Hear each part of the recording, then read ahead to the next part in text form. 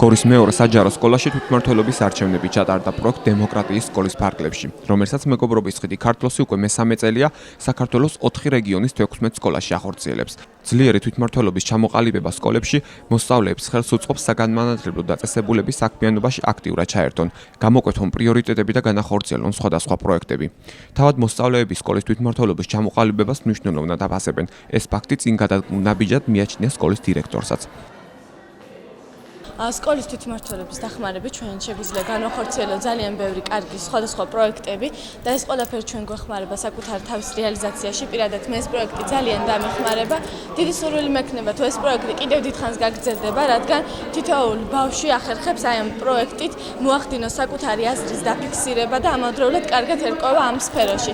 ამ ტრენინგებმა მე ძალიან ბევრი მომცა და ძალიან მოხარული ვიქნები თუ ეს პროექტი კიდევ დიდხანს გაგრძელდება.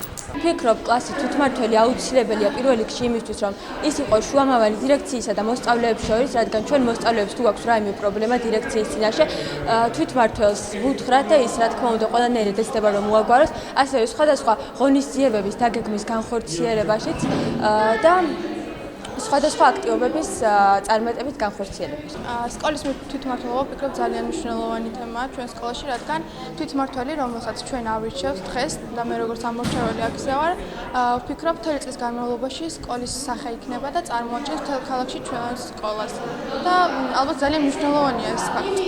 მოსწავლეთა ჩართულობა ერთ-ერთი მნიშვნელოვანია სკოლის განვითარებისთვის. მოსწავლეებს შეუძლიათ თავიანთი აზრი წარმოაყენონ სამეურვეო საბჭოში, დააყენონ შინაგანაწესის ცვლილებასთან დაკავშირებით თავის წინადადებები და ასე შემდეგ, რომლის გათვალისწინება მნიშვნელოვანი პერსპექტივაა სკოლის განვითარებისთვის და ერთ-ერთი აუცილებელი და მნიშვნელოვანი ფაქტორია სკოლის მუშაობაში. მეგობრობის ხიდი ქართლოსის ტრენერები აქტიურად არიან ჩართულნი სკოლებში თვითმმართველობის გაძლიერებაზე და შემდგომ განვითარებაზე. პროექტის ფარგლებში სკოლის თვითმმართველობა დასახავს სამოქმედო გეგმას, რომელიც ერთ წელში უნდა განხორციელდეს. ჩვენ ვეხმარებით სკოლის მოსწავლეებს და თვითონ სკოლებს, რომ თვითმმართველობა იყოს აქტიური, რომ მუშაობდეს რეალურად, რომ ბავშვები იყვნენ ჩართულები გადაწყვეტილების მიღების პროცესში.